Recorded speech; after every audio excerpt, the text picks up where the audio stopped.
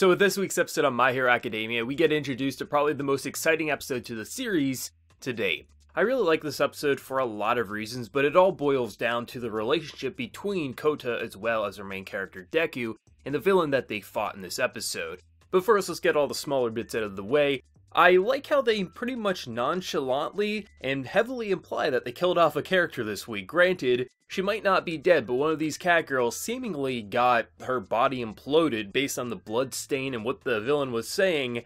It definitely seems like she's not getting out of this alive, which I do like how there is that threat of danger. I like how not everyone can get out of this series alive or unharmed. It really does add to that. You never know. Once the villains come into play, the more they have, you might have some deaths in the cast here. And it definitely seems like someone got killed. If not, she's definitely heavily wounded, which I like. And I liked all the smaller details with all the different kind of like side characters not looking at Deku, focusing on the villains that they were fighting, having some of the Class B and Class A kind of work together, making the gas mask so they could get through the forest there. I like seeing how other characters are realizing that if they don't start fighting back against the villains, they are going to get left behind from the students who aren't running away from crisis activities that are kind of happening around them. I like how characters are realizing that they are heroes, they have to start acting like heroes and not like kids, and I like that a lot. But focusing on the main content here, learning like, at the very beginning of this episode, we get a 1-minute focus kind of speed run before the opening kicks in. We learn about Kota's parents and learn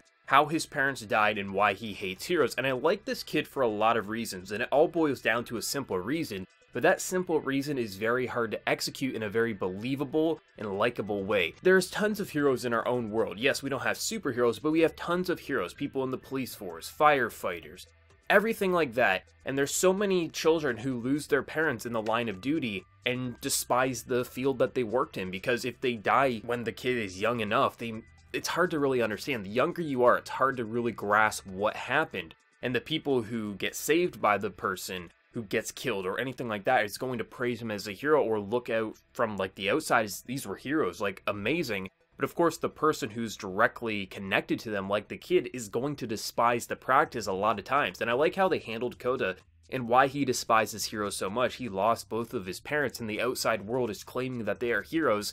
There's absolutely no way, like that was so stupid. Why would they give their life for a random stranger? And I like how it sets up this episode. Even before you see what Deku does in this episode, you know he's going to meet a hero, and that hero is probably going to be Deku based on his mentality and how different and how it contrasts his own. And I like that setup, and I like how they build up through this episode, getting introduced to the person who killed his parents in this episode. And I do like how he did lose like part of his eye, if not his entire eye, from his parents. So it does show like they put up a fight before they went out. But I like watching the fight build up because Deku is this guy who is always trying to do what's right, and I like how he starts off doing a 100% one-for-all attack there and breaks both of his arms, more or less. And I like how this guy is so ridiculously strong, his muscle fibers just continuously is building up through this episode, and how Bones animated the kind of like upping the ante, the scale, the scope, and the pain. Basically, you're watching this guy get bigger and bigger and more intimidating as you're watching Deku get weaker and weaker and more fragile and broken. And I like the contrast where you just see Kota in the background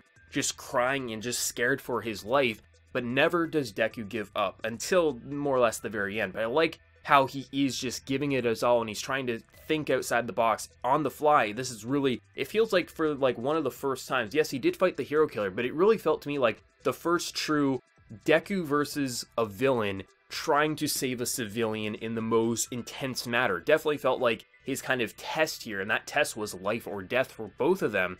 And he understands that he can't run away, and just the build-up of him attacking more and more, just how Bones animated that is absolutely stellar. I think it's definitely the best animation we've seen in this series to date, how they up the ante, all the little lines, the nooks and crannies, it's so colorful and just, I didn't think he was getting out of that unharmed. I thought someone would have to interfere, but at the same time, I didn't think anyone could interfere because he never let anyone know where he was going. His cell phone was broke, so how could they? Like, was All Might just gonna jump from the clouds? Like, if this was a traditional shonen, that's what would have happened. All Might would have jumped in from nowhere, or Deku would have kind of pulled a bullshit move. I like how they pull it through, and the reason why Deku is able to build up to that 1,000,000% destroy it smash there is because Kota for a brief minute uses his powers to distract him, and in that moment, 1,000,000%. I did not expect that whatsoever, and I love how we're looking at all this beautiful animation, Deku using 100% and going against this villain, and when you see 1,000,000% just like My Hero, absolutely. I love how they start the episode introducing why he hates heroes fully, and then builds up to the end where he can understand why his parents died for what they did, because even though Deku had no reason to give up his life for him, he was willing to do so for a stranger who was treating him horribly. And that kind of just shows and opens his eyes. And I like how they made it very believable, relatable for many who have had family members in a public service who have been protecting people who have passed away. It's just absolutely incredible how Bones handled this, and I love this just episode overall. It's definitely my favorite episode of My Hero Academia, and I can see why the chapter, I think it's actually called My Hero based on someone in the comments section from last week, is a fan favorite. Like, this is absolutely stellar. You don't think Deku's getting out of that, and the way he does get out of it isn't a traditional shonen cliche, and I like how they build up through this and they convey that emotion.